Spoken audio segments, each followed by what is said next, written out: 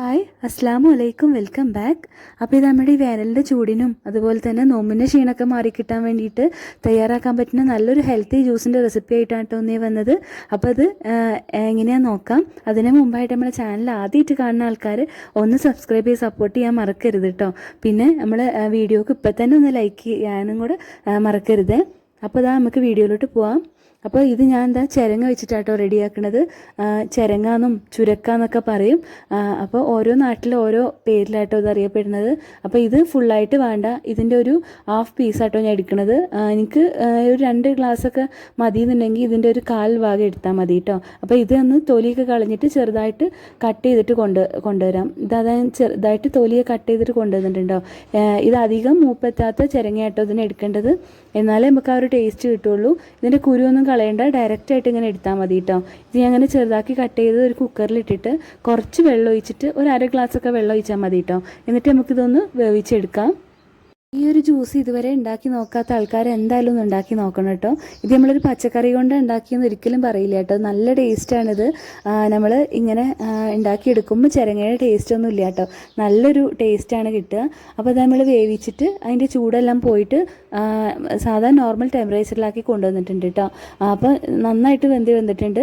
ഇനി ഇത് നമുക്കൊരു മിക്സിയുടെ ജാറിലോട്ട് ഇട്ട് കൊടുക്കാം. അപ്പോൾ ഉണ്ടല്ലോ, ഈ ജ്യൂസ് വെജിറ്റബിൾസ് ഒന്നും കഴിക്കാത്ത കുട്ടികൾക്കും ഉണ്ടാക്കി കൊടുക്കാം കേട്ടോ.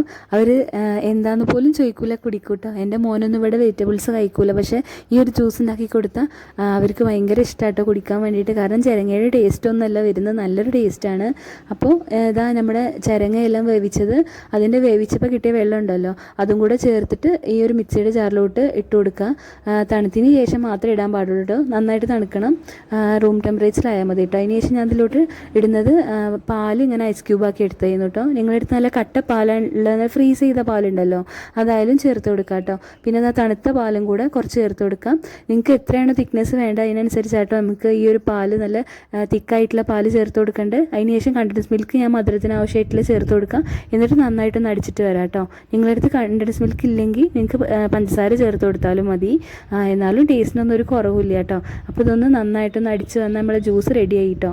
അപ്പോൾ നമുക്ക് ഈ ഒരു നോമ്പ് കാലത്തും അതുപോലെ തന്നെ ഈ ഒരു ചൂടിൻ്റെ സമയത്തും പിന്നെ നോമ്പൊക്കെ നോറ്റ് ക്ഷീണമൊക്കെ മാറി കിട്ടാൻ വേണ്ടിയിട്ടും റെഡിയാക്കാൻ പറ്റുന്ന നല്ലൊരു ഹെൽത്തി ജ്യൂസാണ്. അപ്പോൾ എന്തായാലും ഇത് റെഡിയാക്കി നോക്കുക. ഒരു വെറൈറ്റി ജ്യൂസാണ്, ആരും ഇത് ചിരങ്ങ കൊണ്ട് ഉണ്ടാക്കിയേ പറയില്ല കേട്ടോ. നല്ല ടേസ്റ്റാണ്. അപ്പോൾ വീട്ടിലെല്ലാവരും റെഡിയാക്കി നോക്കുക. പിന്നെ ഇന്നത്തെ വീഡിയോ നിങ്ങൾക്ക് ഇഷ്ടമായിട്ടുണ്ടെങ്കിൽ എന്തായാലും നമ്മൾ വീഡിയോ ഒന്ന് ലൈക്ക് ചെയ്യാൻ മറക്കരുത് കേട്ടോ. പിന്നെ നിങ്ങൾക്ക് ഇന്നത്തെ വീഡിയോനെ പറ്റി അഭിപ്രായം എന്തായാലും കമൻറ്റ് ചെയ്യാൻ മറക്കരുത്. ഒരു സ്മൈലിയെങ്കിലും കമൻറ്റ് ചെയ്യുക. നമ്മളെ ചാനൽ എനിക്ക് ഇഷ്ടമായിട്ടുണ്ടെങ്കിൽ ആദ്യമായിട്ട് കാണുന്ന ആൾക്കാരെ ഒന്ന് സബ്സ്ക്രൈബ് ചെയ്ത് സപ്പോർട്ട് ചെയ്യുക കേട്ടോ. ഇവിടെ വീഡിയോ കാണുന്ന അധികം ആൾക്കാരും സബ്സ്ക്രൈബ് ചെയ്യാതെ ആയിട്ട് കാണണം. അപ്പോൾ എന്തായാലും സബ്സ്ക്രൈബ് ചെയ്യാൻ മറക്കരുത്. പിന്നെ നമ്മളെ ഫ്രണ്ട്സും ഫാമിലിയൊക്കെ ആയിട്ട് ഒന്ന് നമ്മളെ ചാനലൊന്ന് ഷെയർ ചെയ്ത് കൊടുക്കുക. അടുത്ത നല്ല റെസിപ്പി ആയിട്ട് വരാം. ബൈ.